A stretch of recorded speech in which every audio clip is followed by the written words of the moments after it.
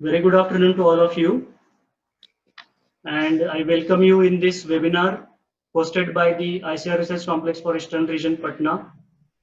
This particular webinar is organized under the Agribusiness Incubation Center that is operating at the Ranchi Center of the Institute. And this afternoon we have with us Dr. Ujjwal Kumar, Principal Scientist and Head at the headquarters that is at ICR Research Complex for Eastern Region, Patna.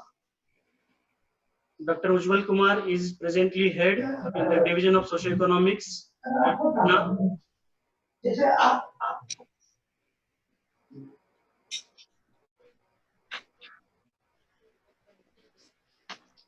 Dr. Ujjwal Kumar is working since last 23 years at this institute and has vast experience in the field of livelihood improvement, water management, integrated farming systems, value chain, need and impact assessment, participatory technology development, resource conservation technologies, and technology outscaling. He has worked in several national and international projects, including DFID, Australian Centre for Agriculture Research, and several other foreign institutions. Dr. Ujjwal Kumar has a brilliant record. He is the recipient of the ICR Team Award for the biennium 2001 and 2002. Dr. Kumar has also received a fellowship of the Indian Society of Extension Education, and he has received his PhD from the Banaras Hindu University, Varanasi. As we all know, today he is going to speak on a very important topic, that is market linkage for agri entrepreneurs. And we all admit that there are so many businesses which have failed mainly because of poor market linkage.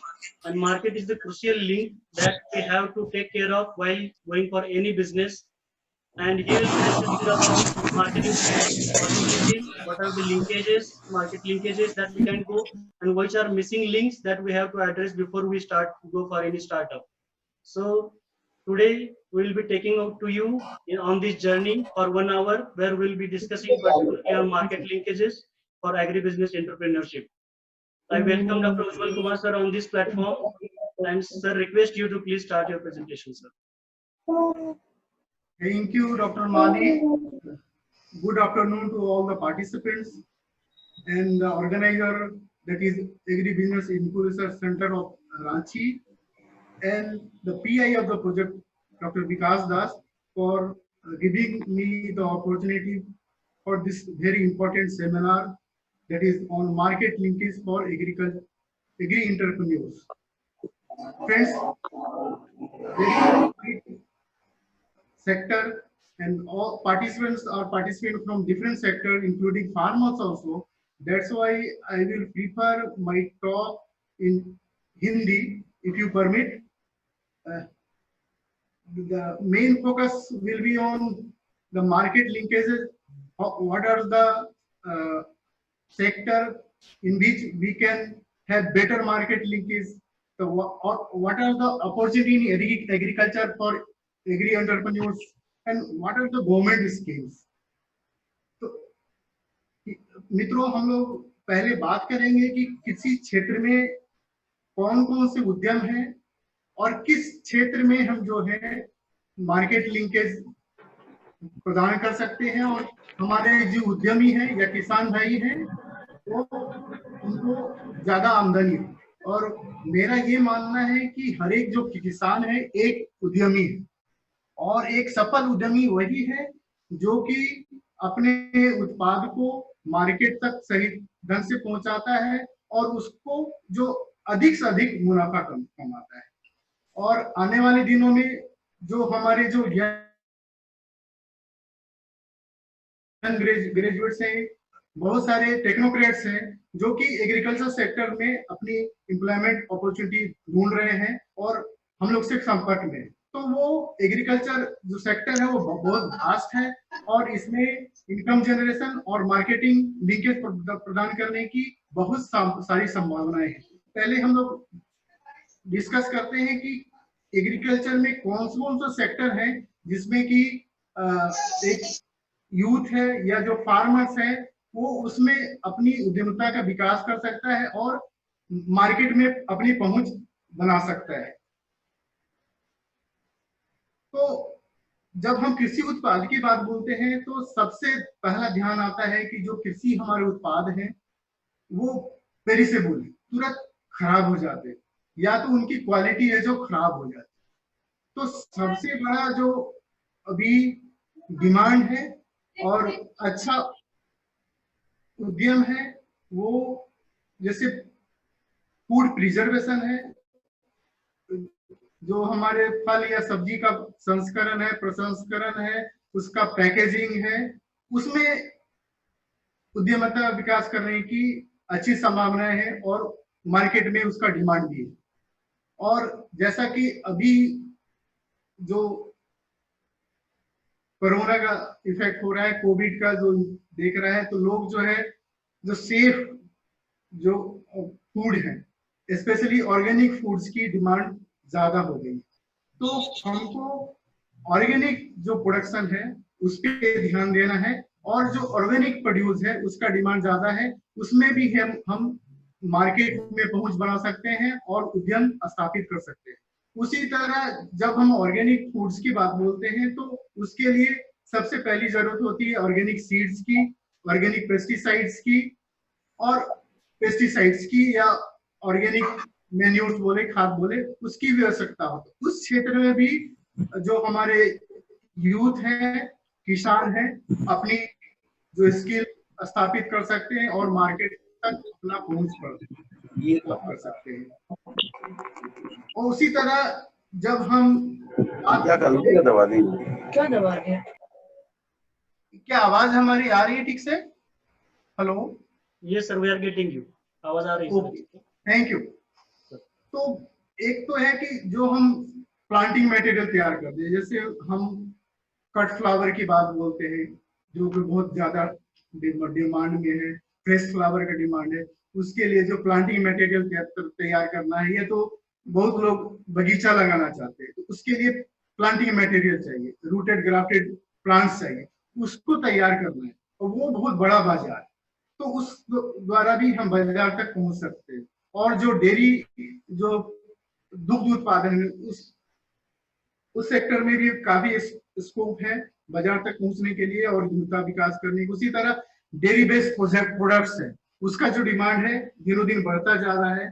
और उसके साथ साथ हम जब animal sector में बात बोलते हैं तो जैसे पोल्ट्री फीड है या हमारे कैटल फीड्स, वो जो हम किसान के उत्पाद हैं लोकली अवेलेबल है, उसको हम फीड के रूप में ट्रांसफर करके एक छोटी सी मैकेनिज्म तैयार करके एक छोटा प्लांट लगा के हम मार्केट लिंकेज प्रदान कर सकते हैं और अपने उत्पाद को किसानों तक या ज्यादा मार्केट में पहुंचा सकते हैं। चूंकि एग्रीकल्चर सेक्टर है बहुत ज्यादा बड़ा है, जब एग्रीकल्चर की बात करते हैं तो बहुत सारे हैं, क्रॉप्स के अलावा मेडिसिनल प्लांट्स है, हॉर्टिकल्चर है, वेजिटेबल्स है, एरोमेटिक प्लांट्स है, पोल्ट्री है, डेयरी है। तो जो किसान है उसको अपने बिजनेस को अगर डाइवर्सिफाई करें, विभिन्न क्षेत्रों में ले जाए, तो उनको ज्यादा प्राइस रियलाइजेशन होगा और मार्केट में उनकी पहुंच जो है अच्छी होगी। और जो स्पेशली फ्रेश यूथ है, हमारे जो युवा, हमारे जो ग्रेजुएट है,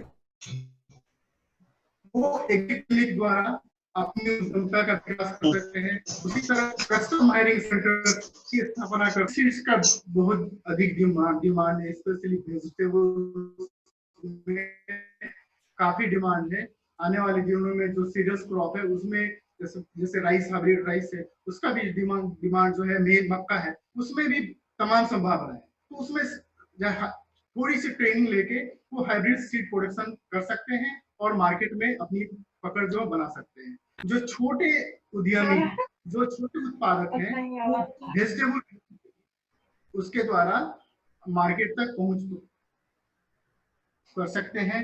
उसी तरह जो गवर्नमेंट्स की स्कीम है, जो स्कूल्स में मिड डे मील्स प्रोवाइड की जाती है, तो उसमें जो न्यूट्री सीरियल्स है या न्यूट्री फूड प्रोडक्ट्स है, उसको सप्लाई करने में किसान जो है अपना योगदान दे सकते हैं और अच्छा इनकम स्थापित कर सकते हैं, अच्छा इनकम जनरेट कर सकते हैं।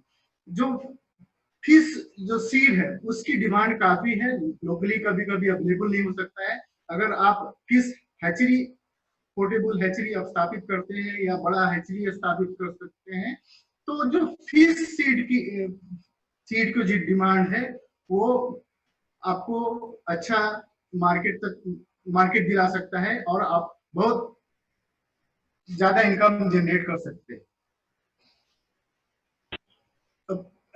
जैसा कि हम लोग देख रहे हैं कि जो अभी सिचुएशन है, जो पैक्ड फूड है उसको लोग ज्यादा प्रीफर करते हैं।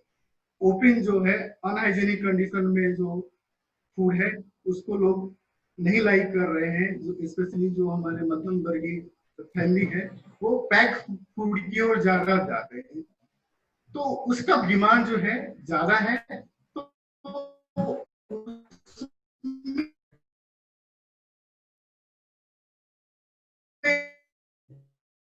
हम थोड़ी सी ट्रेनिंग लेके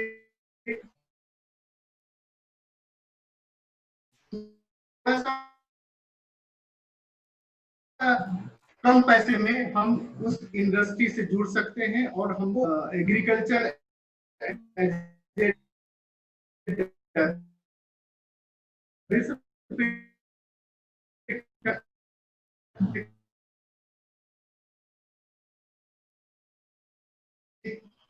प्रोडक्ट होना चाहिए, हेल्दी ड्रिंक्स आना चाहिए जिसमें कि मेडिसिनल एरोमेटिक प्लांट्स की जो है काफी आवश्यकता होती है। उस सेक्टर में भी हम जो है अपनी मार्केट की तक पकड़ बना सकते हैं और अपनी इनकम बढ़ा सकते हैं।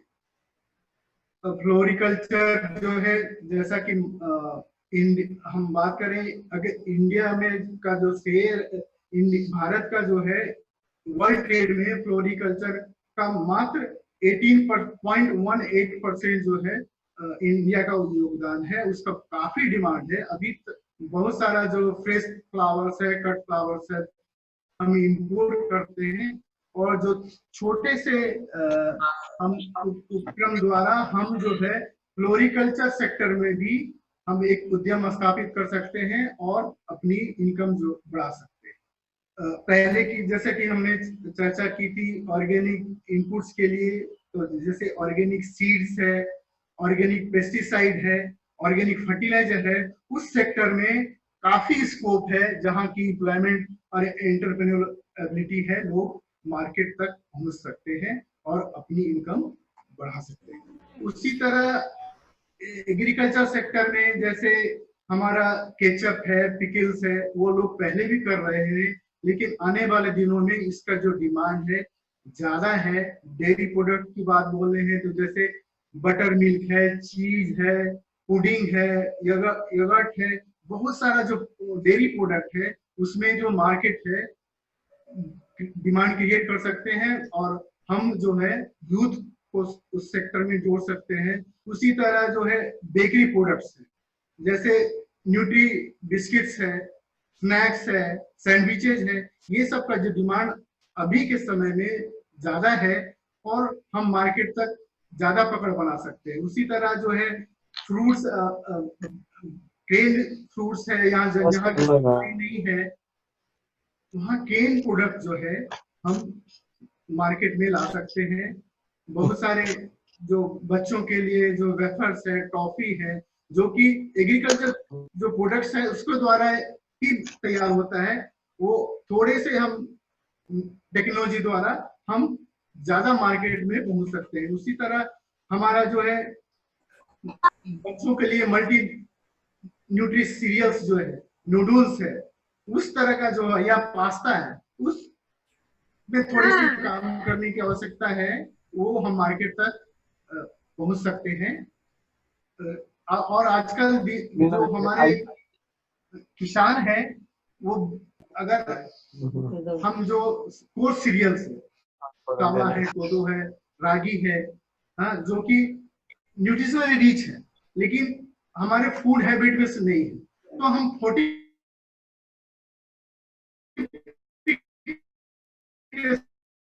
में और जो फोर्टिफाइड जो है फ्लोर है उसमें की सेवइयां है, वो जो है हमारा जो न्यूट्री सीरियल्स मिक्स करके फोर्टिफाइड प्रोडक्ट्स जो है, न्यूट्री रिच प्रोडक्ट जो है मार्केट में लॉन्च कर सकते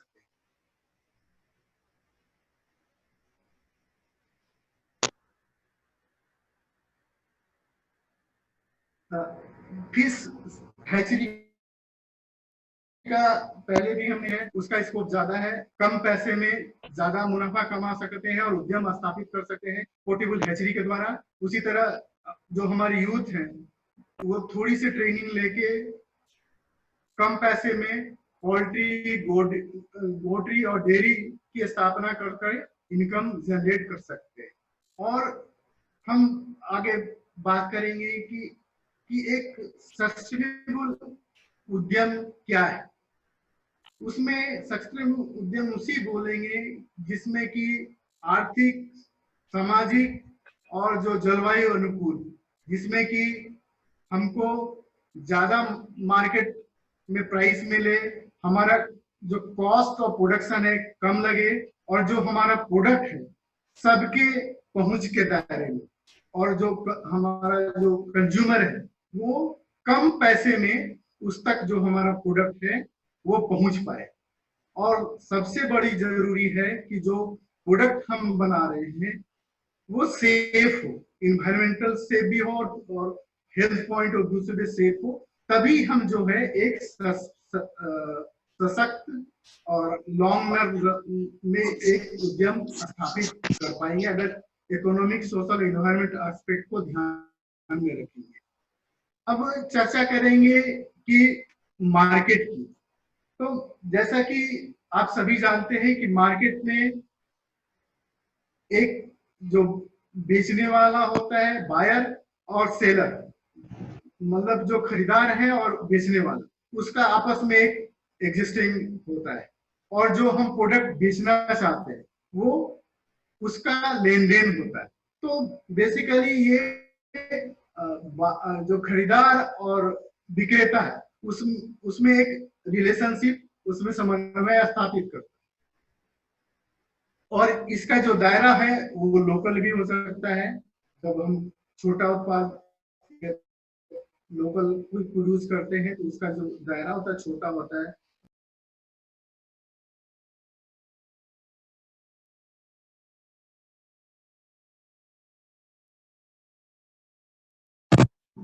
hello hello, Yes, sir, it's coming.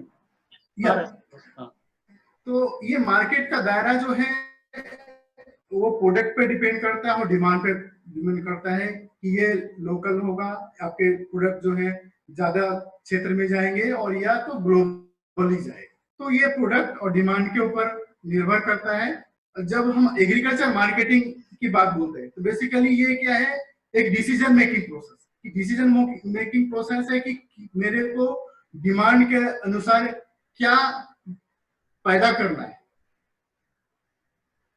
वो जो डिमांड होगा उसी को पैदा करना है, उसी का डिसीजन लेना है। और उसमें जो मार्केटिंग स्ट्रक्चर्स है, मार्केटिंग एंटिटीज है, जैसे असेंबलिंग है, ग्रेडिंग है, ट्रांसपोर्टेशन, डिस्ट्रीब्यूशन के द्वारा हम एक जो कृषि उत्पाद की मार्केटिंग प्रदान करते हैं।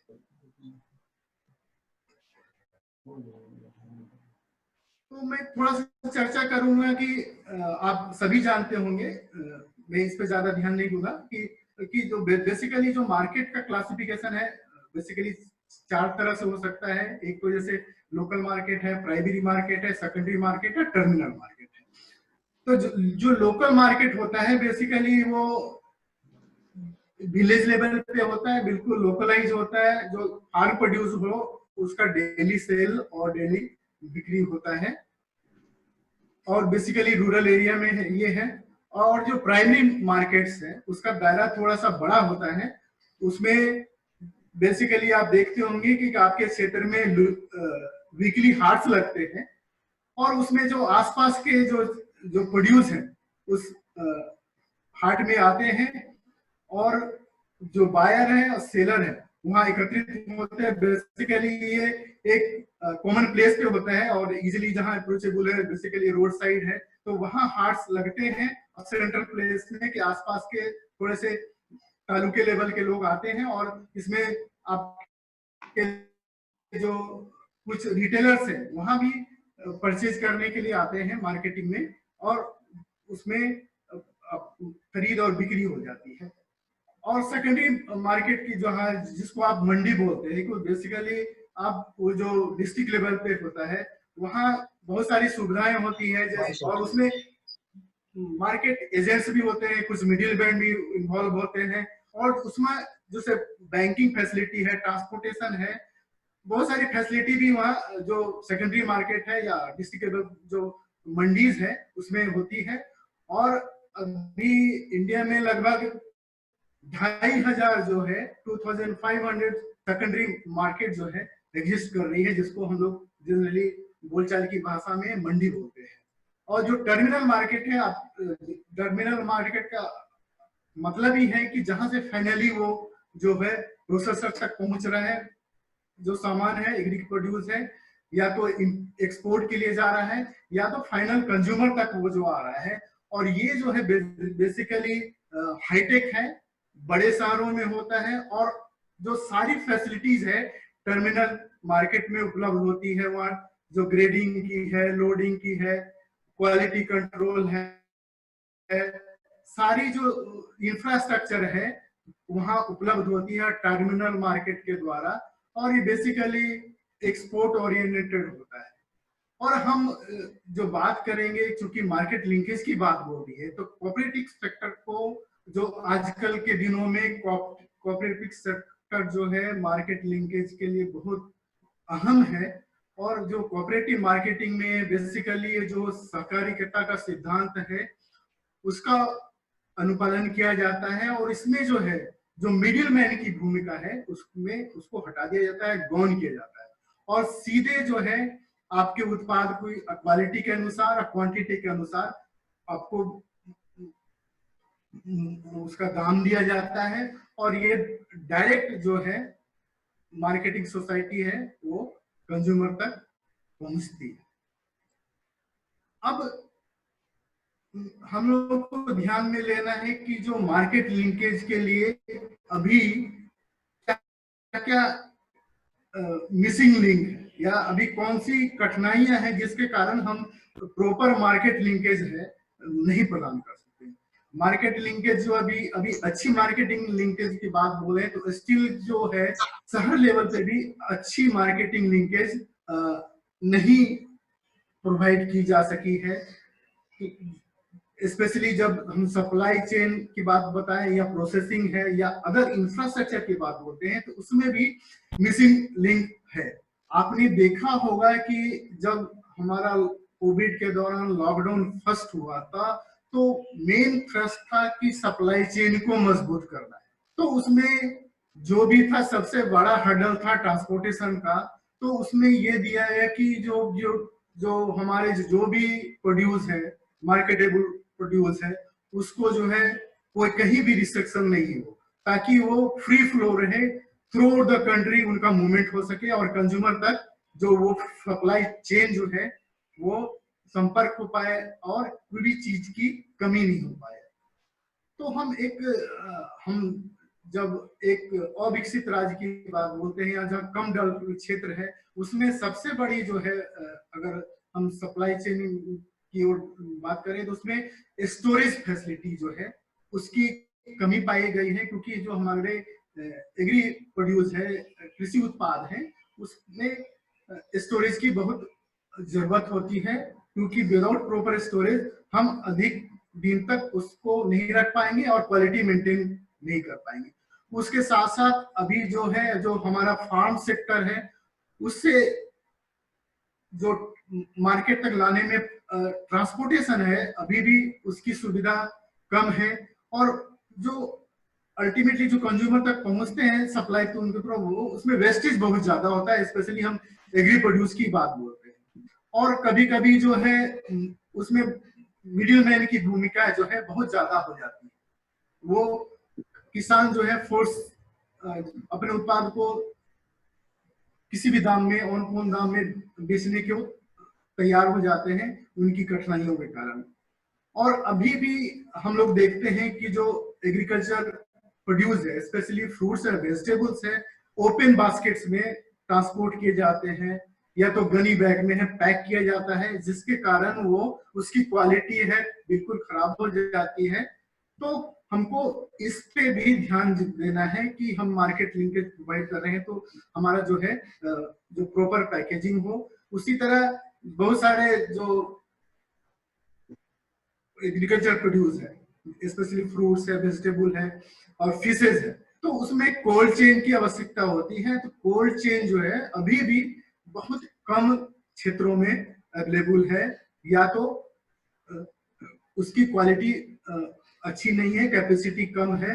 और बेसिकली हम लोग देख रहे हैं एग्रीकल्चर जो प्रोड्यूस है अभी भी अनहाइजीनिक कंडीशन में मार्केट तक भेजे जाते हैं, ओपन तरह से भेजे जाते हैं, जो कि अच्छा नहीं है, जिससे कि हम ध्यान देने की जरूरत है। उसी तरह हमारी जो प्रोसेसिंग क्वालिटी है इंफीरियर है, और उससे रिटर्न जो है पुअर आता है। उसी तरह हमारा जो किसी ने प्लांट लगाया प्रोसेसिंग है, वो उसकी कैपेसिटी तो है लेकिन वो प्रॉपर यूटिलाइज नहीं हो रहा है, ड्यू टू प्रॉपर सप्लाई जो नहीं हो रहा है, जितना चाहिए उसको नहीं मिल पा रहा है। और अभी भी जो प्रॉपर ग्रेडिंग है उसके लिए इंफ्रास्ट्रक्चर है, वो हमारे जो मार्केटिंग लिंकेज में दिक्कत करती है। और स्पेशली जो मार्केटिंग में है, जो एक ट्रांसपेरेंट सिस्टम नहीं है, जिसके कारण बेटर जो प्राइस जो है प्रोड्यूसर को या किसानों को नहीं मिल पाता है।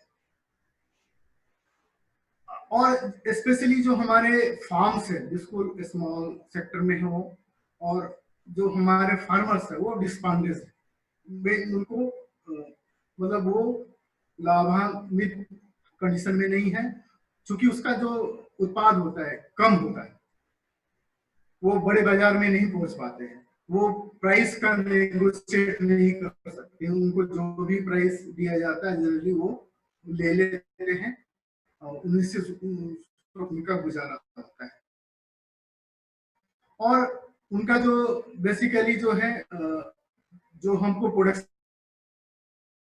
चाहिए जिस क्षेत्र में कर रहे हैं उसमें ध्यान नहीं दे रहे हैं, और उनका जो मार्केट रीच है कंज्यूमर तक जो है वो नहीं पहुंच पा रहे हैं। और उनके पास बड़े बाजार तक पहुंचने का हमारा स्मॉल फार्म्स है तो वो वंचित हो जाता है, ये यहीं पे वो पीछे रह जाता है। और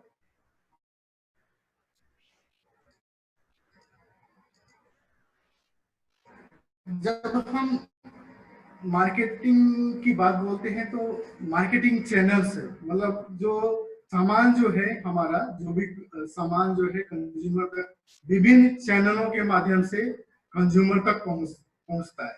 और उसका डिस्ट्रीब्यूशन है, डिपेंड करता है कि आपको कौन सा प्रोडक्ट किस कंज्यूमर तक पहुंचाना है, कौन सा क्वालिटी है। तो उसमें जो है उसमें आपको डिसीजन लेना है एज ए मार्केटियर, ऐसे उद्यमी, कि कौन सा चैनल हम उसको उपयोग करेंगे अपने प्रोडक्ट को कंज्यूमर तक पहुंचाने के लिए। तो ये मार्केटिंग चैनल का सिलेक्शन जो है बहुत अहम हो जाता है, क्योंकि बहुत सारे मार्केटिंग चैनल्स है, हम लोग आगे चर्चा करेंगे।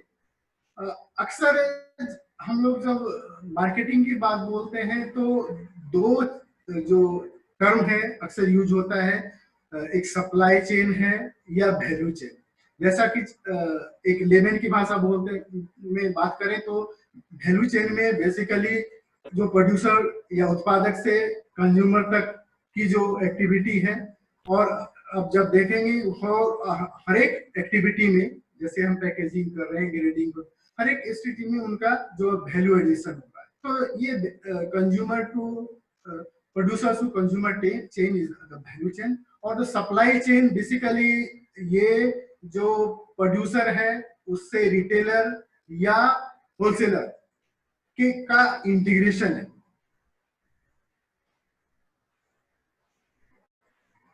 तो इसमें Supply chain में basically it is integration of manufacturer with wholesaler, a value chain about the integration of product and end consumer. ये सिंपल सा है और आपने देखा भी होगा कि कोविड के दौरान जो है सप्लाई चेन को किस तरह दुरुस्त रखा गया था। और हम लोग कभी कभी डिमांड चेन भी बोलते हैं वैल्यू चेन को, क्योंकि जो डिमांड आती है वो कंज्यूमर से आती है, दैट इज कॉल्ड, और जो डिमांड है वो फ्लो करता है फ्रॉम मतलब बेस से, कंज्यूमर से हमारे प्रोड्यूसर तक आता है, that is also called demand chain.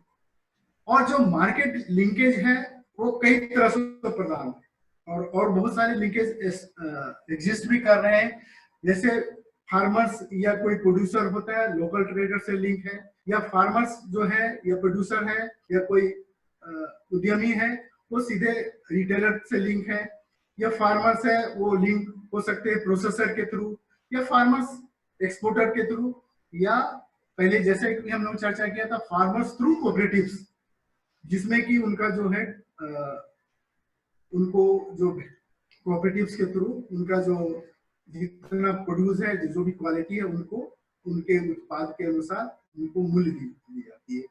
और आने वाले दिन में जो मार्केट लिंकेज है वो कॉन्ट्रैक्ट फार्मिंग, जिसमें कि एक खास क्वालिटी एक खास क्वांटिटी में जो है वो प्रोड्यूस आप किसी मैन्युफैक्चरर्स या प्रोड्यूसर के लिए करते हैं, और इसमें बेसिकली एक एग्रीमेंट होता है कि पर्टिकुलर जो प्रोडक्ट है आपका प्रोडक्ट है इस क्वालिटी का इस मात्रे में इस दर पे आपको वो जो हमारे जो प्रोसेसर्स हैं या मैन्युफैक्चरर हैं वो खरीदेंगे। इसमें होता है कि किसानों को एक तय दर पे मूल्य मिल जाता है। और अभी हम लोग आगे बात करते हैं एक फार्म टू फॉर्क मॉडल। तो फार्म टू फॉर्क मॉडल में एक तो है कि आप एक जो मंडी रूट है और एक दूसरा रूट है रिटेल रूट। तो मंडी रूट में बेसिकली इसमें बहुत सारे मार्केटिंग चैनल्स या स्टेक होल्डर्स इन्वॉल्व हैं। इसमें किसान के अलावा जो हमारे आड़तिया एग्रीगेटर्स हैं, होलसेलर है, रिटेलर है और कंज्यूमर। ये मंडी रूट है।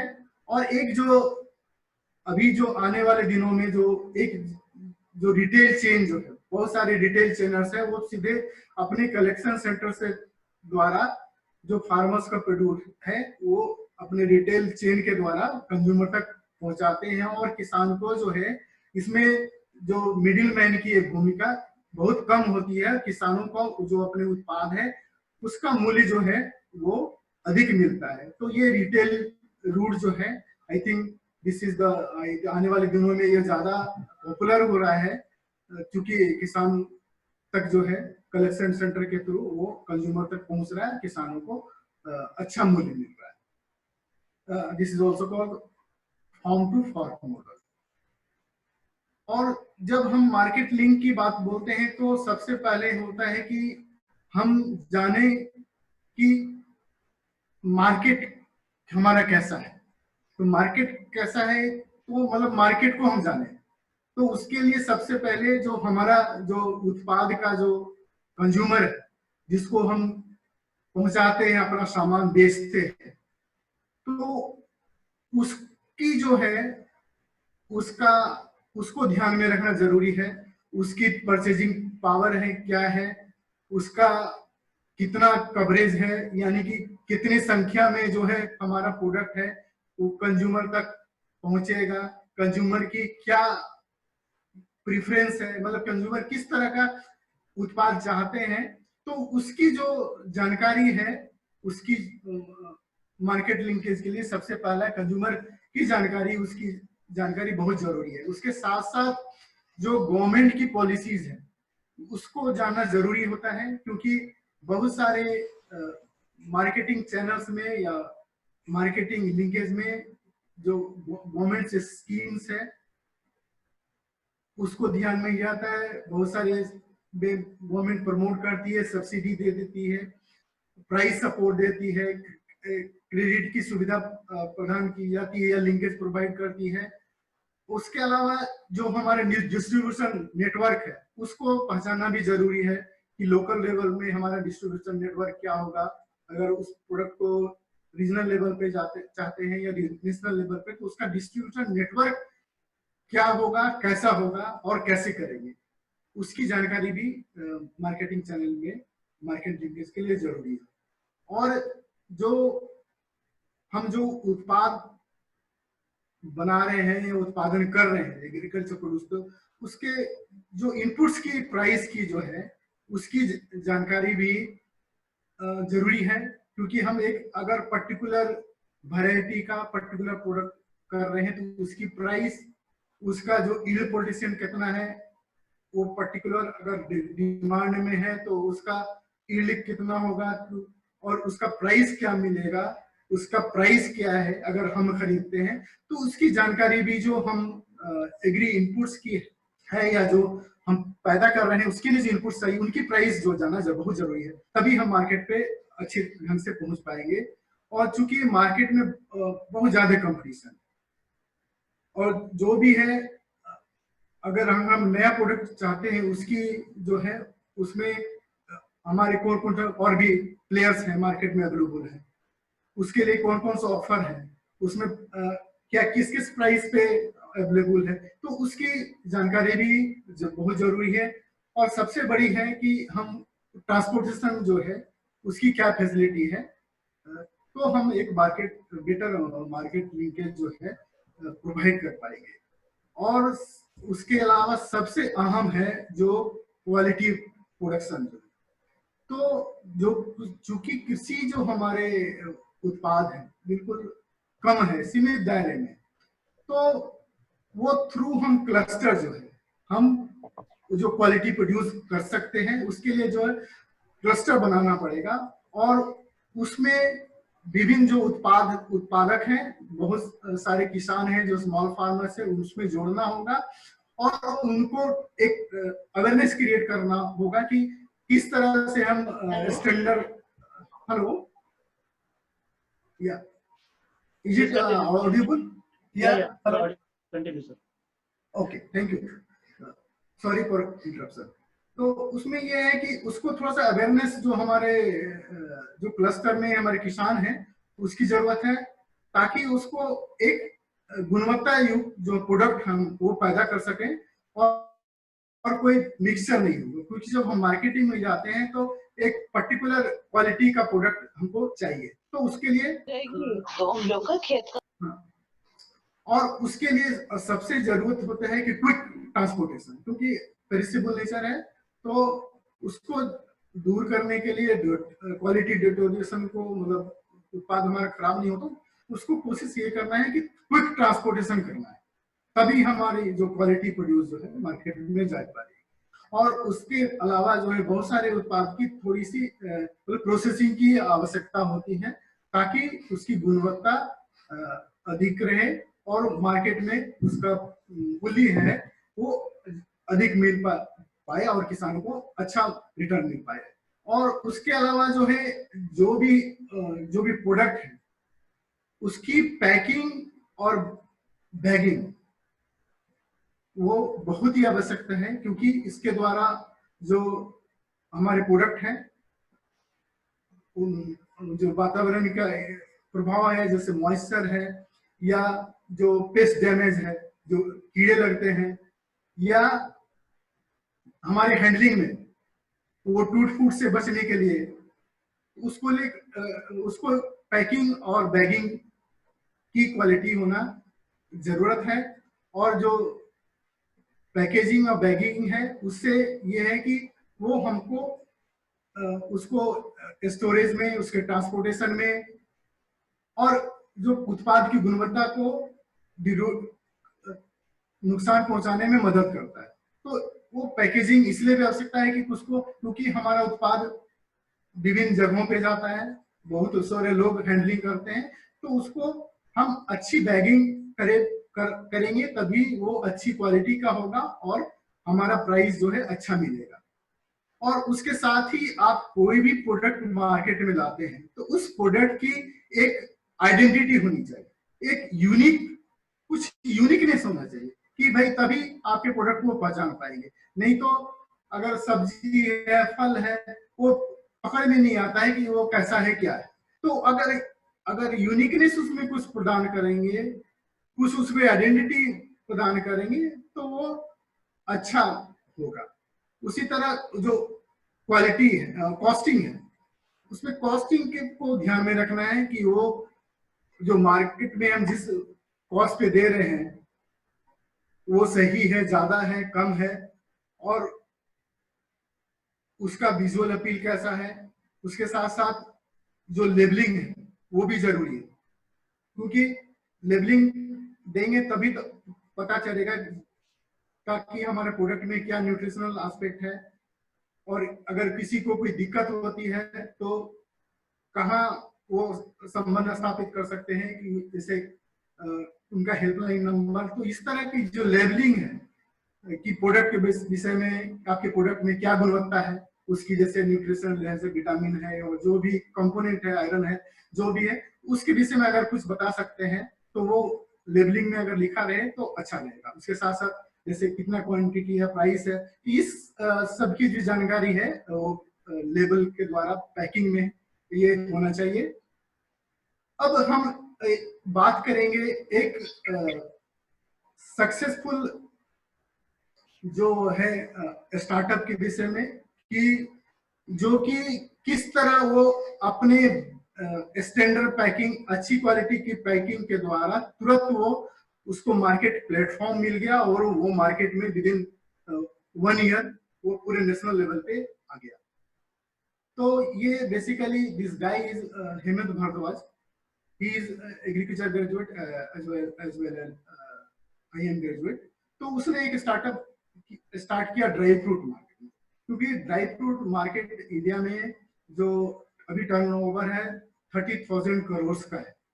और अगर आप ड्राई फ्रूट्स की बात करेंगे तो अभी भी कोई ब्रांडेड ड्राई फ्रूट्स जो कि सभी लोग जानते होंगे पर्टिकुलर ब्रांड से अभी अवेलेबल नहीं है। क्योंकि ड्राई फ्रूट्स का कॉस्ट कंपेरेटिवली ज्यादा होता है तो लोग प्राइस पे ज्यादा जाते हैं, क्वालिटी पे थोड़ा सा ध्यान कम करते हैं। और चूंकि और ड्राई फ्रूट्स में बहुत सारी क्वालिटी जो है अवेलेबल है, इसलिए कॉस्टिंग जो है क्वालिटी के बेसिस पे डिसाइड की जाती है। और बहुत सारे अच्छे क्वालिटी जो है ब्रांडेड ड्राई फ्रूट्स आइटम उपलब्ध नहीं है। तो that's why that guy has एक ब्रांड नेम मेल्टिंग हार्ट्स के नाम से उसने लॉन्च किया अक्टूबर 2019 में। और उसका मेन एम था कि वो एक ब्रांड के द्वारा ड्राई फ्रूट्स में अपनी पहचान बनाए कि ये पर्टिकुलर ब्रांड का ड्राई फ्रूट्स है, अच्छा है। और जब वो उसका अपना रिटेल चेन भी है, लेकिन वो ई प्लेटफॉर्म पे जब गया, अब जैसे अमेज़न, उसने अपने बात को शेयर किया कि जब मैं अमेज़न के पास गया तो वो पूछा कि मैं आपका प्राइस तो ज्यादा है, मैं आपका ये प्रोडक्ट क्यों लूं, और हमारा खुद का अपना ब्रांड है। तो बोला आप तो बात सही बोल रहे हैं, लेकिन आप हमारा एक ये पैकेज देख लीजिए। तो जब उन्होंने पैकेज देखा तो उसको लगा कि नहीं, ये जो है ये मार्केट क्लिक करेगा। और उसने उस जो प्रोडक्ट को तुरंत जो अपने प्लेटफॉर्म प्रदान किया, और अपने क्लाउड टेल के द्वारा उसको मार्केट में लॉन्च किया। और अमेज़न के द्वारा अभी ये प्रोडक्ट जो पूरे मार्केट में अवेलेबल है। और वो प्रोडक्ट की जो पैकेजिंग क्वालिटी है कि वो जो हमारे कंज्यूमर देख सकते हैं कि अंदर जो मटेरियल है कैसा है, वो दिखता है। तो ये मतलब ये है कि जो प्रोडक्ट का जो packaging is also very important. उसी तरह उसने जो अपने ब्रांड का कैंपेन किया, तो फ्लिपकार्ट वाले ने भी तुरंत अपना प्लेटफॉर्म दिया, जिसके द्वारा वो आज पूरे मार्केट में through out the India that brand is available. तो मेरा कहना ये है कि ये आपको अपने पैकेजिंग के द्वारा भी मार्केट में पकड़ आप स्थापित कर सकते हैं और नेशनल लेवल पे आप छा सकते हैं। तो उसी तरह अब जब हम ब्रांडिंग की बात बोलते हैं तो उसमें एक आपका अगर लोगो हो जाए तो बहुत अच्छी है।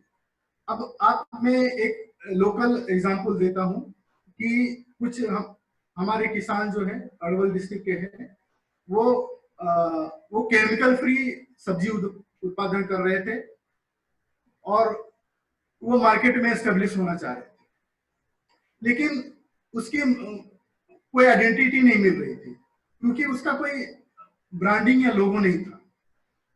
और उस ग्रुप ने तब एक युक्ति निकाली, तो वो अपना प्रोडक्ट है सिंपली वो पेपर में रैप करके और अपना लोगो जो है, एक लोगो उन्होंने स्मॉल फार्मर्स एसोसिएशन का बनाया और उसमें चिपकाया।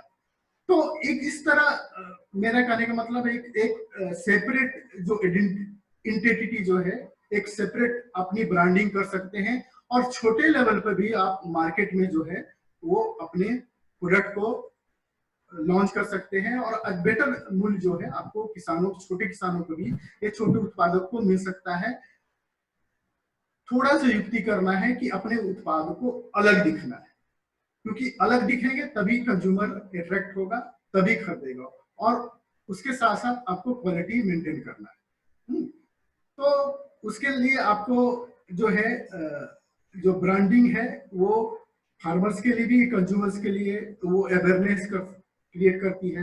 वो एक हमारा फार्मर्स का या कंज्यूमर की परसेप्शन होता है कि पर्टिकुलर ब्रांड है भाई, ये इसका अच्छा होगा। और बहुत सारे अभी एग्रीकल्चर प्रोड्यूस है, बहुत सारे कृषि उत्पाद हैं कि जो ब्रांड से जाने जाते हैं, लोग हाथों हाथ वो खरीदना चाहते हैं पर्टिकुलर ब्रांड की वजह से, क्योंकि उसकी अपनी ट्रस्ट है, उसकी लॉयल्टी है, आपका ब्रांड नेम है। तो दैट्स व्हाई आपको एक ब्रांड क्रिएट करना है, अपना लोगो लगाना है, ताकि आपका प्रोड्यूस जो है कंज्यूमर तक पहुंच पाए।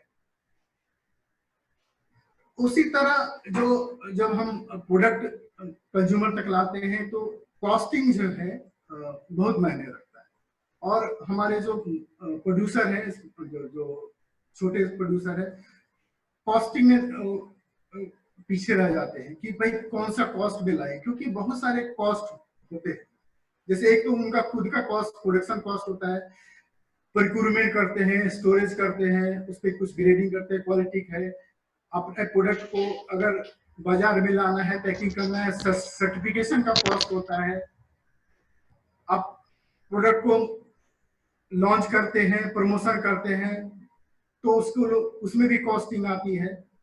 आप अपने स्टाफ रखते हैं प्रोडक्ट को मार्केट में भेजने के लिए, या और भी एक्सपेंसेस है, एडमिनिस्ट्रेटिव कॉस्ट आते हैं, और गवर्नमेंट की टैक्सेस होते हैं।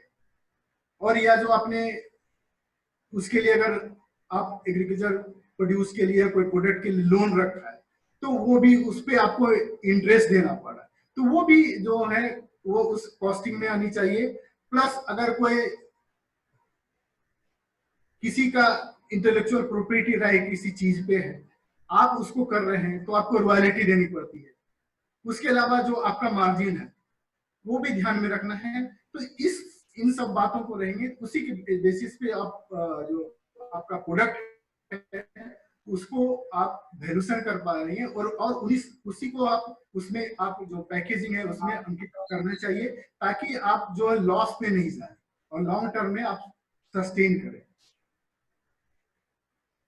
और एक किसानों के लिए और एक सफल उद्यमी के लिए डिमांड जो क्रिएशन है, मार्केटिंग है, बहुत डिफिकल्ट टास्क हो जाता है, क्योंकि जो एग्री प्रोड्यूस है बहुत क्वालिटी का सैकड़ों की संख्या में उत्पादन मौजूद है, और कंज्यूमर को खुद को नहीं पता चलता है कि कौन सा प्रोडक्ट जो है मार्केट से करें। तो आपको पहले अपने प्रोडक्ट का डिमांड क्रिएट करना है। डिमांड आप कैसे क्रिएट करेंगे? क्योंकि आपको अपने प्रोडक्ट को दूसरे से डिफरेंट दिखाना है। सपोज अभी गोल्डन राइस की बात हो रही है, बहुत सारे प्रोडक्ट है, B3 कॉमिल की बात हो रही है, तो उसी तरह का जो भी आपके प्रोडक्ट में कुछ अगर गुण है तो उसको आपको मेंशन करना है कि जैसे जिंक फोर्टिफाइड हमारा जो प्रोडक्ट है, ये जो पर्टिकुलर गेहूं है या हमारा चावल है, वो इसमें जिंक उसकी क्वालिटी है में वो जिंक ज्यादा है, या किसी प्रोडक्ट में प्रोटीन ज्यादा है ना। तो बहुत सारे जो एग्री प्रोड्यूस हैं उसकी कुछ आइडेंटिटी है जिसमें कि आप डिमांड क्रिएट कर सकते हैं और कंज्यूमर को अट्रैक्ट कर सकते हैं। और उसके लिए आपको अपने स्टाफ के साथ फील्ड मीटिंग भी कर सकते हैं, और उस प्रोडक्ट को दिखाने के लिए आप छोटे लेवल पे फील्ड डे भी कर सकते हैं, क्योंकि आसपास के लोग आपके प्रोडक्ट को जाने कि भाई हम कैसा प्रोडक्ट प्रोड्यूस कर रहे हैं।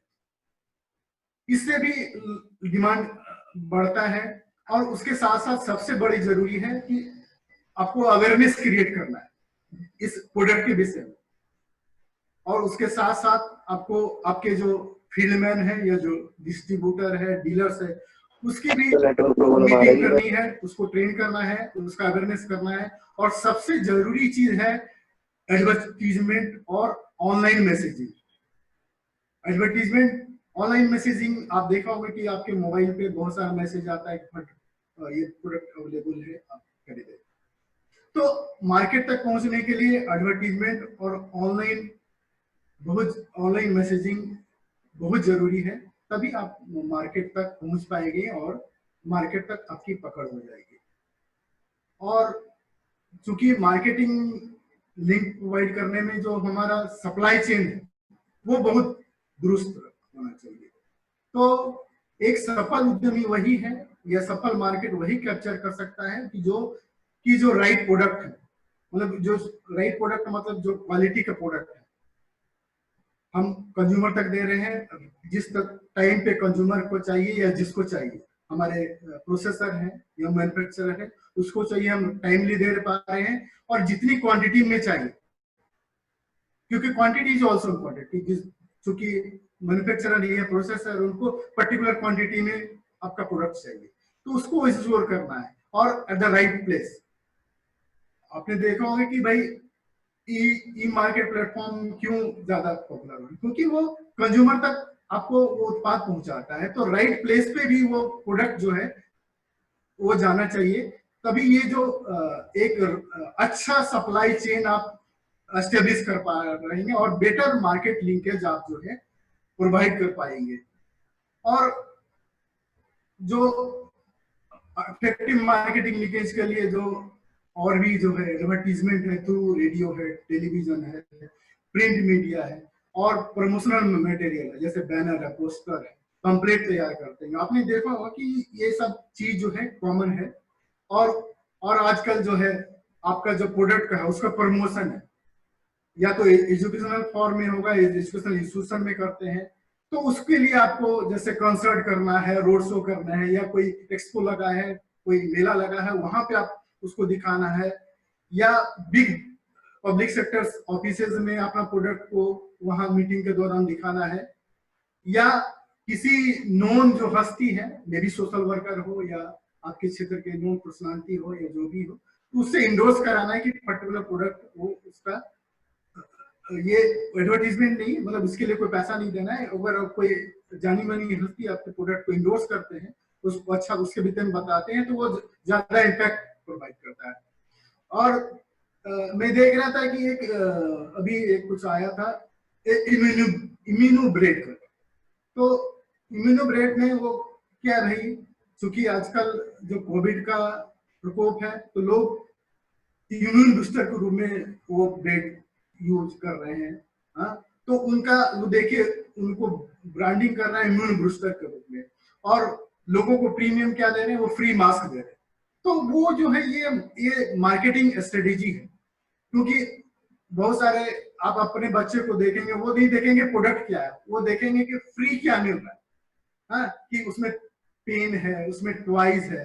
तो ये भी हमारे अपने आपके प्रोडक्ट को मार्केट में ज्यादा बेचने के लिए ज्यादा बेटर लिंकेज प्रोवाइड करता है। तो यानी आप कुछ गिफ्ट दे रहे हैं, कुछ प्रीमियम दे रहे हैं, कभी कभी डिस्ट्रीब्यूटर को, रिटेलर को बैग दिया जाता है, या हैट दे रहे हैं, बैग्स दे रहे हैं, पेन दे रहे हैं। तो ये सब जो है ये आपके प्रोडक्ट को मार्केट में लॉन्च करने के लिए, अवेयरनेस क्रिएट करने के लिए आवश्यक है। और एक सक्सेसफुल मार्केट की बात, लिंक की बात बोले तो ये हो सकता है कि सबसे पहले तो हमारा जो सप्लाई चेन है वो दुरुस्त होना चाहिए। मतलब जो आपका प्रोडक्ट है जो कंज्यूमर तक पहुंच रहा है, वहां पूरा जो चैनल है वहां तक कोई मिसिंग लिंक नहीं होना चाहिए। उसके बाद आपको, क्योंकि कोई भी कंज्यूमर हो कितनों ही रिच है तो वो कॉस्ट पे जाता है, हाँ? अधिकतर कंज्यूमर कॉस्ट पे भी ध्यान में रखता है, हाँ? तो कॉस्ट को भी, कॉस्टिंग स्ट्रेटेजी आपको दिखानी है। और आपका प्रोडक्ट जो है, क्योंकि आजकल देखेंगे बहुत सारी क्वालिटी में, क्योंकि आपको ज्यादा कंज्यूमर जो है को के पास जाना है, तो डिफरेंट सेक्टर के लिए, जैसे मिडिल मैन है, लोअर मिडिल सेक्टर के लोग हैं, या मध्यम वर्गीय है, उच्च मध्यम वर्गीय, तो उसके अनुसार आपको प्रोडक्ट को लाना है। जैसे प्रीमियम क्वालिटी है, डिलक्स क्वालिटी है, तो उस तरह का है, या इकोनॉमिक क्वालिटी है, तो वो डाइवर्स टाइप ऑफ प्रोडक्ट जो है आपको मार्केट में लाना चाहिए, ताकि आपका जो प्रोडक्ट है बहुत ज्यादा एरिया में स्प्रेड करे। और उसके साथ साथ आपका डिस्ट्रीब्यूटर नेटवर्क है बहुत अच्छा होना चाहिए, स्ट्रांग होना चाहिए, तभी आपको जो है एक सक्सेसफुल मार्केट लिंकेज मिल पाएगा। और सबसे जरूरी है, जो आजकल जो है टेक्नोलॉजी का जमाना है, और स्पेशली ई टूल्स है, आईसीटी का है, उसका मार्केटिंग में इस्तेमाल करना है। कंज्यूमर, जैसे कंज्यूमर का फीडबैक है, वो थ्रू आपको आईसीटी टूल्स के थ्रू आप कंज्यूमर फीडबैक ले सकते हैं, और आपके प्रोडक्ट में जो भी खामियां हैं उसको सुधार सकते हैं, और आप मार्केट लिंकेज अच्छा स्थापित कर सकते हैं। और आपको जो मार्केटिंग में है, बहुत सारे स्टेक होल्डर के साथ इंटरेक्ट करना पड़ सकता है, जैसे ब्रांडिंग है, हाँ? इसके साथ आपको जैसे आपका मीडिया कैंपेन करना है, या प्रमोशनल मटेरियल डेवलप करना है, प्रोडक्ट डेमोन्स्ट्रेशन करना है, पैकेजिंग का डिजाइन करना है, या मार्केट इंटेलिजेंस है, रिसर्च है, तो उसके लिए बहुत सारे स्टेक होल्डर्स का इन्वॉल्वमेंट होता है, क्योंकि आप अकेला नहीं कर पाए, तो उसको भी आपको ध्यान में रखना चाहिए, और स्टेक होल्डर्स का जो है कंसिडरेशन आपको करना चाहिए, तभी आप बेटर मार्केटिंग जो है स्थापित कर पाएंगे। और सबसे बड़ा जो जरूरी है, आईसीटी टूल्स का उपयोग। जो आप आईसीटी टूल्स का उपयोग है मार्केट इंफॉर्मेशन में, या तो सप्लाई आपका इनपुट हो, या प्रोसेसिंग है, या आपका मार्केटिंग है, या फीडबैक है, उसके लिए आईसीटी टूल्स का इस्तेमाल करना जरूरी है, तभी आप एक सफल उद्यमी हो पाएंगे, आप अच्छा मार्केटिंग लिंकेज प्रोवाइड कर पाएंगे। और इफिशिएंट मार्केटिंग सिस्टम वही है जिसमें कि पोस्ट हार्वेस्ट लॉस कम होता है, फार्मर्स का खुद का बोध बढ़ता है, कंज्यूमर प्राइस जो है कम करता है, और जो है जो क्वालिटी का प्रोडक्ट है फूड सेफ्टी को ध्यान में रखता है, और जो है हाई वैल्यू एडिशन करता है, और एक्सपोर्ट को प्रमोट करता है। तो ये माना जाएगा कि आप एक सफल इफिशिएंट मार्केटिंग सिस्टम आप एस्टेब्लिश कर रहे हैं। और अभी देखेंगे, चूंकि हमारा जो किसान है बिल्कुल छोटे हैं, उसका उत्पाद कम है, तो हम लोग जो है ये फार्मर्स प्रोड्यूसर कंपनी जो है उसके द्वारा जो है वो आप बेटर मार्केट लिंकेज प्रोवाइड कर सकते हैं। उसमें एक तो है कि आपका प्रोडक्ट का फार्मर इंटरेस्ट ग्रुप बनाना, उसके जिसमें कि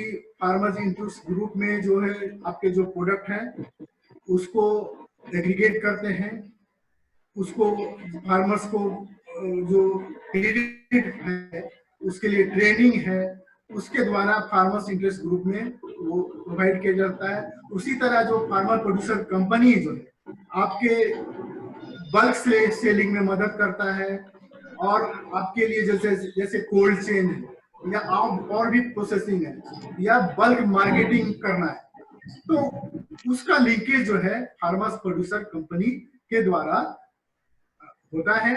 तो कोई भी जो उद्यमी है या किसान है, फार्मर प्रोड्यूसर कंपनी के द्वारा आप बेटर लिंकेज प्रोवाइड कर सकते हैं, और गवर्नमेंट की भी बहुत सारी प्रमोशनल एक्टिविटी है, गवर्नमेंट की स्कीम है जिसमें कि फार्मर्स प्रोड्यूसर कंपनी को प्रमोट किया जाता है, उसमें क्रेडिट लिंकेज प्रोवाइड की जाती है ताकि वो ज्यादा से ज्यादा बल्क में मार्केटिंग कर सके। तो ये फार्मर्स प्रोड्यूसर कंपनी के माध्यम से भी आप मार्केट लिंकेज जो है वो प्रोवाइड कर सकते हैं। तो उसी के सब ध्यान में रखते हैं हम लोग government of India ministry of agriculture farmers welfare द्वारा एक कोऑपरेटिव इनिशिएटिव है जिसमें कि small farmers agri business consortium SFAC जिसको बोलते हैं, जिसमें कि एग्री बिजनेस डेवलपमेंट को ध्यान दिया जाता है, स्पेशली स्मॉल फार्मर्स और मार्जिनल फार्मर्स को थ्रू एग्रीगेशन। और वो जो small farmers agri business consortium जो है वो फार्मर प्रोड्यूसर ऑर्गेनाइजेशन या फार्मर्स प्रोड्यूसर कंपनी को प्रमोट करती है, हाँ, उसको क्रेडिट लिंकेज प्रोवाइड करती है, मैचिंग ग्रांट देती है। तो ये जो फार्मर्स प्रोड्यूसर कंपनी है ये अपने चक्कर में है। सॉरी, हाँ, तो फार्मर्स प्रोड्यूसर कंपनी जो small farmers agri business consortium है ये अच्छा माध्यम है और हर एक स्टेट में डायरेक्टर होते हैं small farmers agri business consortium में है, वो फार्मर्स प्रोड्यूसर कंपनी को प्रमोट करती है और क्रेडिट लिंक प्रोवाइड करने में मदद करती है। और फार्मर्स प्रोड्यूसर कंपनी भी जो है आपने सुना होगा national agriculture marketing electronic trading जिसको ई-नाम भी बोलते हैं, उसको इम्प्लीमेंट करने में मतलब थ्रू आउट द नेशन जो मार्केटिंग प्रोवाइड करने में small farmer business consortium SFAC जो है वो मदद करती है। तो ये हम चर्चा करेंगे कि ICT टूल्स, जब हम मार्केटिंग की बात बोलते हैं तो ICT टूल्स का उपयोग बिना हम बेटर मार्केटिंग लिंकेज की परिकल्पना नहीं कर सकते। या तो आपको ट्रांसपोर्टेशन हो, पैकेजिंग में हो, फूड प्रोसेसिंग हो, हर एक स्टेज पे ICT टूल्स का इस्तेमाल होता है, क्योंकि आप प्रोडक्ट का पता चल पाता है कि प्रोडक्ट किस स्टेट में है, कैसा है, अगर ट्रांसपोर्ट में है तो कहाँ तक पहुंचा है। तो ये जो ICT टूल्स का उपयोग जो है आपके मार्केटिंग लिंकेज में बहुत ही जरूरी है और उसका उपयोग है बहुत जरूरी है। और ICT टूल्स के द्वारा आप अपने कंज्यूमर का डेटाबेस भी रख पाएंगे और बेटर जो आपको फीडबैक मिलेगी और बेटर लिंकेज जो है आप स्थापित कर पाएंगे।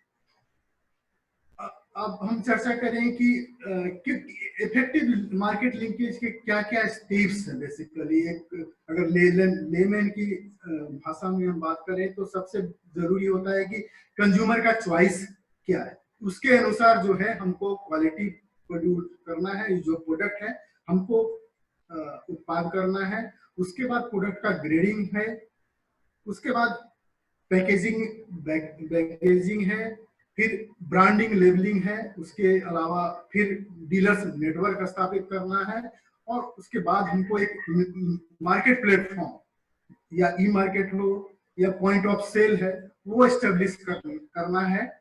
और उसके सबसे अंत में एक फीडबैक मैकेनिज्म जो है कंज्यूमर फीडबैक मैकेनिज्म है वो लास्ट में आपके मार्केट लिंकेज के स्टेप में होना चाहिए, तभी आप एक बेटर मार्केट एस्टेब्लिश कर पाएंगे और सक्सेसफुल उद्यमी बन पाएंगे।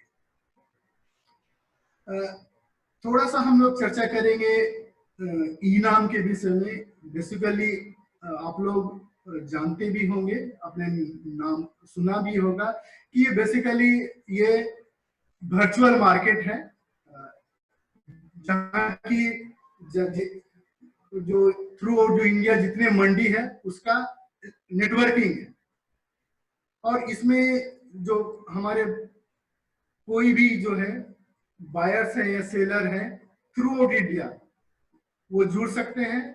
उसमें उसको पता चलता है कि कौन सी मंडी में कितना सामान उपलब्ध है, किस रेट पे है, किस क्वालिटी पे है, वो उसको बैठे बैठे एक इलेक्ट्रॉनिक प्लेटफॉर्म प्रदान करता है और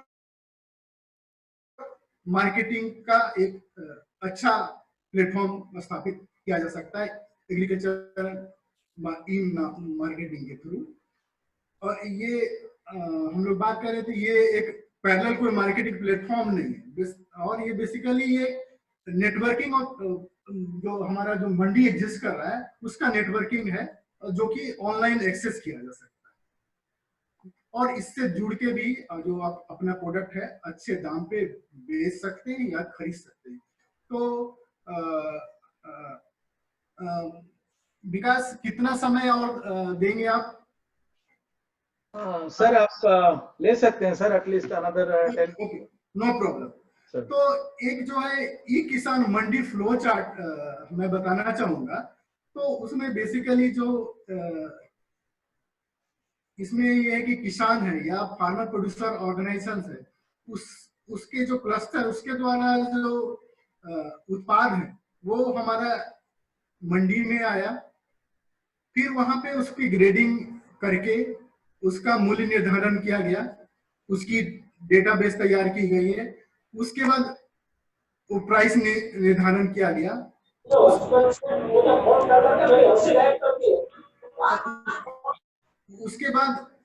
उसके बाद जो बायर्स हैं वो देखते हैं और बिडिंग करते हैं और एज पर डिमांड वो उसको पेमेंट करते हैं और उसको जो है सीधे जो है फिजिकल मंडी से सीधे वो हम उस सामान जो है जिसके लिए वो बिड किया था या पेमेंट किया था वो सीधे बायर तक पहुंच जाता है।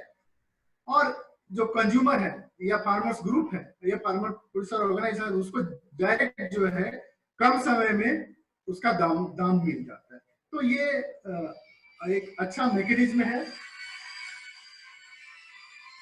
उसी तरह अभी हम देखेंगे कि मई में हमने देखा था कि मई में करीब करीब और सॉरी हेलो बाद में बात करेंगे थोड़ा सा, सॉरी फॉर इंटरप्शन।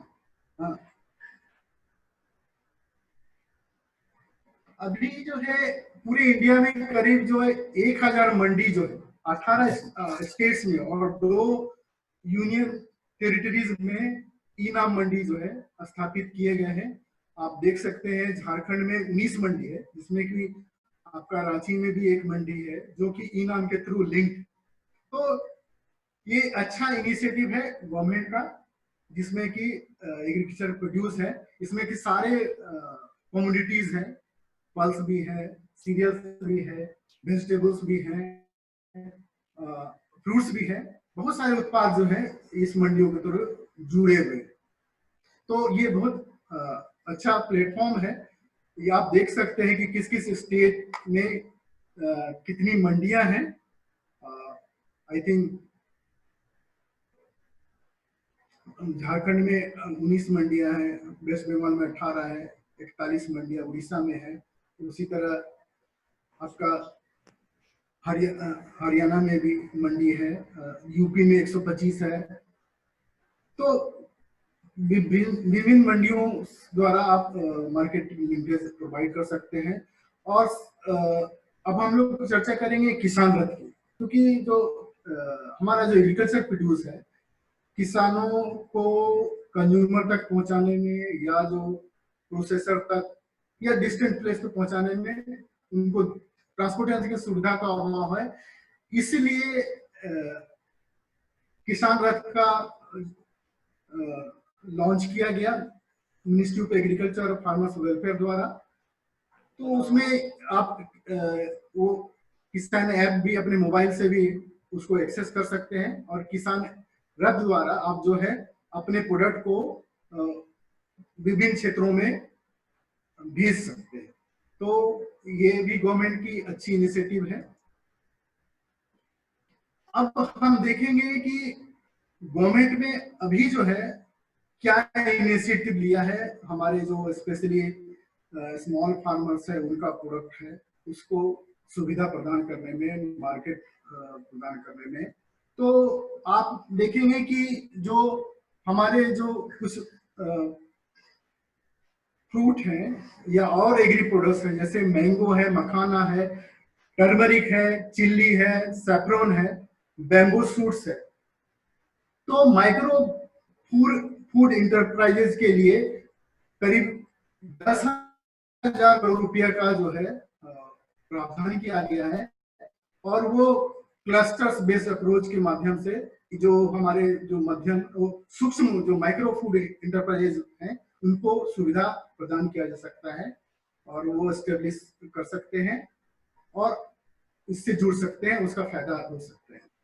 और उसी तरह प्रधानमंत्री गरीब कल्याण योजना के तहत जो 20 लाख है वो ग्रुप्स को या क्लस्टर को विदाउट एनी कोलेटरल सिक्योरिटी वो फ्री क्रेडिट की सुविधा जो है प्रदान 20 लाख तक की जो है वो प्रदान की जाती है, या तो फार्मर्स ग्रुप हो या कोई क्लस्टर है उसको प्रधानमंत्री गरीब कल्याण योजना की तरफ प्रदान की जाती है। उसी तरह अभी एक ऑर्डिनेंस आया है, पिछले महीने लॉन्च अभी उसको लॉन्च किया गया है, लाया गया है। इसमें कि farming produce trade and consumer ordinance act है। इसमें की है कि मंडी के बाहर आप कहीं भी आप सामान बेच सकते हैं, इसके लिए आपको कोई टैक्स नहीं देना पड़ेगा। कहीं भी आप मतलब वन नेशन वन मार्केट का एक बेसिकली ऑर्डिनेंस है, जिसमें कि किसान फ्री हैं अपने एग्रीकल्चर प्रोड्यूस को बेचने के लिए, कोई रिस्ट्रिक्शंस नहीं है, कोई टैक्स नहीं है। तो that is also good initiative from the government side, और इसमें अच्छा कॉन्सेप्ट भी कि वन नेशन वन मार्केट। तो अभी ये ऑर्डिनेंस आया है, इसका आने वाले दिनों में किसानों को फायदा मिलेगा, और हमारे जो उद्यमी हैं उनका जो है उसका लाभ उठा पाएंगे। और बहुत सारी जो हमारी कुछ वेबसाइट है जो कि मार्केटिंग इंफॉर्मेशन जो है स्पेशली एग्रीकल्चर सेक्टर में प्रोवाइड कर सकते हैं, क्योंकि जो नॉलेज है वो रिस्ट्रिक्ट नहीं है। वो आप नेटवर्किंग आप कहीं भी नॉलेज मार्केटिंग बेसिस प्राप्त कर सकते हैं कि कौन सा प्रोडक्ट अवेलेबल है, किस क्वालिटी का है, किस जगह पे है। तो जैसे ई मार्केट नेट गवर्नमेंट में है, एग्री वॉच है, एपीडा का है, ई चौपाल है, ई नाम हम लोग ने डिस्कस किया, DMI गवर्नमेंट है, MOFPI NIC में है, SFAC इंडिया है, NCDEX पे है, डिजिटल मंडी है, एम किसान, उस तरह बहुत सारे जो ऐप है, मैंने यहाँ पे लिस्ट नहीं किया है, कि जो मार्केटिंग जो है एग्री मार्केटिंग इंफॉर्मेशन आप उसकी सुविधा आप ले सकते हैं, उससे आप देख सकते हैं, और उसको आप अपने जो है प्रोडक्ट को मार्केट में आने के लिए उसका उपयोग कर सकते हैं। That is all from my side. तो मैं अपना जो स्पीच है यहाँ बोलना चाहूंगा कि अच्छा उद्यमी वही जो है वो कि जो कि अपना जो प्रोडक्ट को है अलग रूप में पेश करे, और जो है जहां से कंज्यूमर ना कहता है उस कंज्यूमर को आप हाँ पे ले जाइए, कि वो कंज्यूमर आपके प्रोडक्ट को यस बोले कि नहीं, yes I need that product. तो वो वही सफल उद्यमी है, वही जो बेटर मार्केट लिंकेज प्रोवाइड कर सकते हैं। That's all from my side. Thank you, and you are free to ask any question.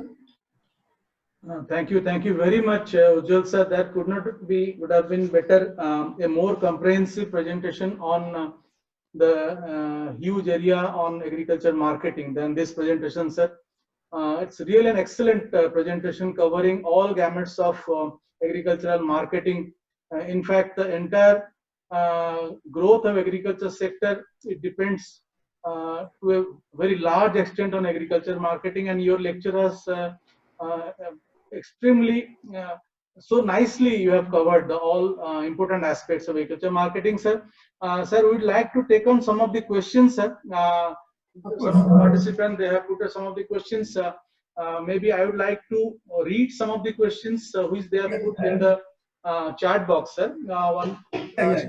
Kushagra Joshi, he has put a question that how many farmers must be there in a farmer producer organization or FPC? What is the minimum number? Do we have any such specifications, sir? Yeah, of course. I think I am not the right person to answer that. Okay, okay, sir. I understand. Dr. Kusagira, Farmers producer, but but certainly we can provide you the correct information. You can access the site of SFAC, Small Farmers Agribusiness Council. What should be the minimum number of for organization POs? But you can create a farmers interest group. Minimum, generally the minimum number is 10 to 20 for farmers interest group. Thank you very much, sir. So we have another question from Dr. Bindu. I think she has asked a question about the APMC amendments. Will you be, does it comes under your purview of the topic, sir? If possible, if you can answer that, how many amendments to APMC is going to affect a small farmer? Because there is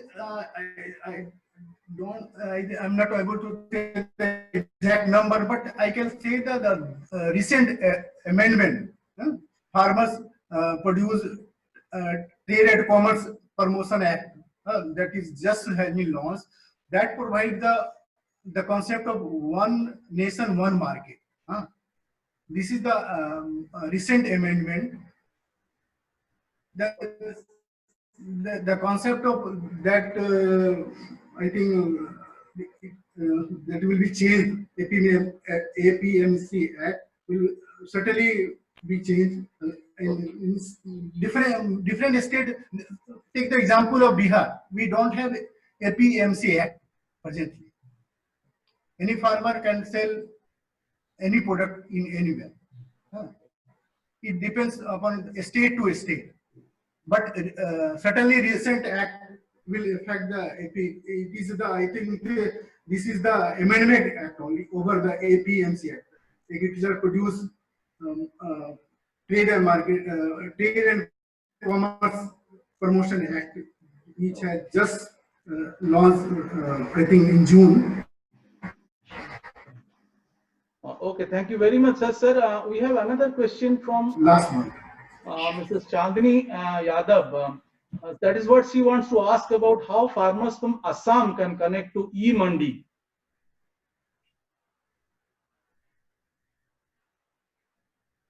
Are you getting my question, sir? Yeah, I think in Assam there is I think there is no no mandi is linked with Enam, but certainly you can have linkage with e-Mandi with in West Bengal. Okay, okay. Thank you very much. I think Mrs. Chandni, she got her answer, sir. So I think I know people have lots of questions, sir. I have another question from Dr. Shiva, sir, who is working at NRC on banana. So he has asked a question: what would be the effective marketing channel for fresh banana as well as finished products of banana, according to you, sir? If you can put some light on that. Shiva,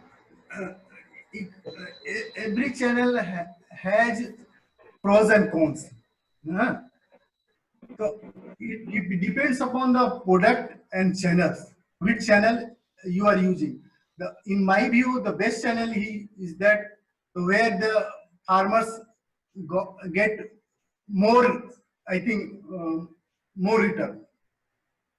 I think in my view, I think uh,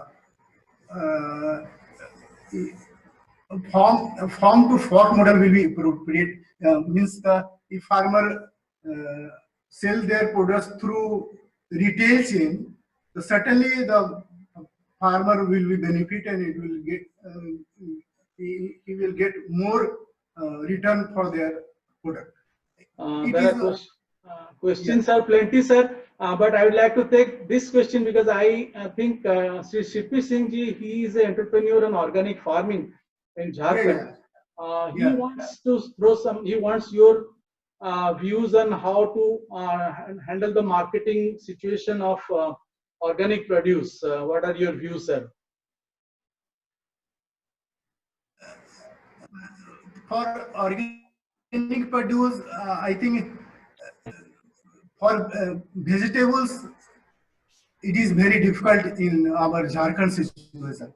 But certainly for other product like cereals, we can. We can.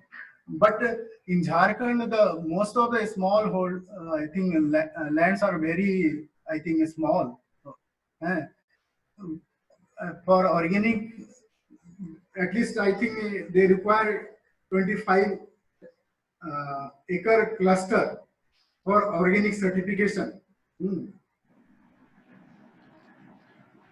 And you can contact the National Center for Organic Farming that is in, I think, Faridabad. Ghaziabad. Ghaziabad, yeah, sorry. Okay, thank you very much, sir. Sir, I want to ask one thing. Yeah. Boliye Singh ji.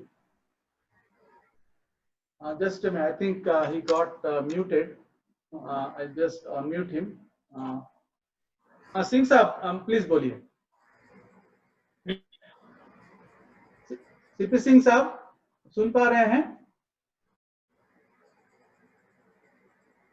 CP Singh साहब आप सुन पा रहे हैं हमको? I think there is some problem with the connectivity. Maybe. Okay. Sir, as you said, for organic farming, production is going on. Here, we have to look the market in the type 2 cities or in metropolitan cities.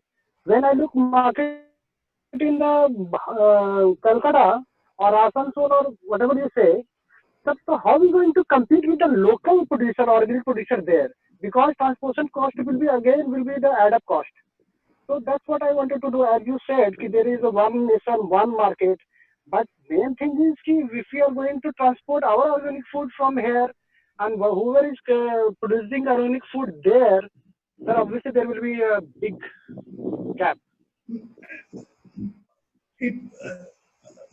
I think I got your question. You have to bring your product to the nearest mandi.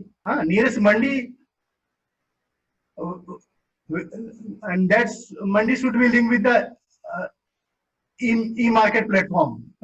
That's why that through e-marketing the transportation cost and other costs it is minimized. Thank you very much, sir. I think Singh Saab also got some clarification regarding his. So there is another question, sir. Maybe this can be the last question. I understand people keep on. They have a lot of questions, but due to the time constraint, I have to take this as the last question. We have an entrepreneur from Semina Agro. They also work on organic produce. They want to find out about the FPOs, existing FPOs or FPCs working on organic produce. So from where they can get that information? Because I think in Ranchi, I think I don't remember the name of that FPO. He is working on organic produce. Okay, okay. I think Mohit ji, matlab in Ranchi, I think you are based at Ranchi, so we can find it here about it. We have a question from a young scientist, so I would like to take this as a last question. Dr. Manoj, you have a question, it seems. So please ask your question. नमस्कार sir, नमस्कार। Manoj Kumar from Darbhanga sir, RCM Darbhanga. Sir ये मखाना के marketing के बारे में या मखाना की marketing को और कैसे बेहतर किया जा सकता है, किसान को इसका ज्यादा पता नहीं होता सर। तो मखाना के मार्केटिंग पर a few comments सर। एक बार क्वेश्चन अपना फिर से रिपीट कर दीजिए मनोज। सर मखाना की मार्केटिंग बहुत ज्यादा ऑर्गेनाइज्ड नहीं है सर। हाँ हाँ, किसानों को इसका ज्यादा फायदा नहीं मिल पाता है लोकल मार्केट में। तो मखाना की मार्केटिंग को किस तरह ज्यादा बेहतर ऑर्गेनाइज किया जाए ताकि ये जो दरभंगा और आसपास के मिथिला के जो फार्मर्स हैं उनको ज्यादा बेहतर इससे आमदनी मिल सके सर। तो अभी तो बहुत अच्छी बात है कि आपने देखा होगा कि माइक्रो एंटरप्राइजेस के लिए जो करोड़ रुपया का प्रावधान किया गया है, उसमें जो बेसिकली जो मखाना प्रोड्यूसिंग क्लस्टर्स है या जो हमारे फार्मर्स है, उनको आपको एग्रीगेट करना है। हाँ, और अगर वो एक कोई अपना उद्यम लगाना चाहते हैं, मान लीजिए सपोज पॉपिंग प्लांट लगाना चाहते हैं या प्रोसेसिंग प्लांट करता है या ग्रेडिंग के लिए, तो उसमें गवर्नमेंट उसको मदद करेगी। और ये आपका जो डिस्ट्रिक्ट इंडस्ट्री जो है डिस्ट्रिक्ट लेवल पे, उससे संपर्क करके आप जो गवर्नमेंट की सुविधा है उनको दिला सकते हैं। और ये क्योंकि उस जो अभी प्रधानमंत्री ने घोषणा किया था बेसिकली माइक्रो इंटरप्राइजेस के लिए, कि जिसमें कि 10,000 करोड़ जो है रुपया का प्रावधान भी किया गया है, स्पेशली उस क्लस्टर को के लिए ही प्रमोट करने के लिए किया गया है। और उसमें उस जो आपको, लेकिन इसमें यह है कि किसान इंडिविजुअली बेनिफिट नहीं ले सकते हैं, वो क्लस्टर अप्रोच जो है उसमें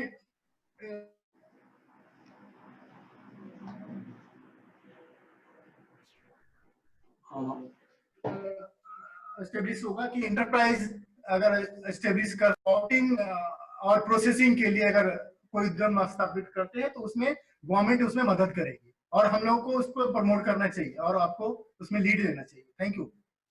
So thank you very much, Ujjwal sir. It has been really a learning experience for us, as well as I'm sure the participants must have got a lot of their queries answered through this presentation, sir. Thanks a lot. Thanks a lot all the participants in this presentation, sir. Your presence has encouraged us to take forward our program on agribusiness incubators, in which we will be conducting lot more such lectures on particularly on agri entrepreneurship. So keeping in view the time constraint, I have to close this meeting. So once again I thank Ujjwal sir, I thank my head, I also thank our director for his overall guidance in overall running of this ABI project, and I thank my colleague Dr. Santosh Mali for coordinating this presentation, and I thank one and all. Thank you very much.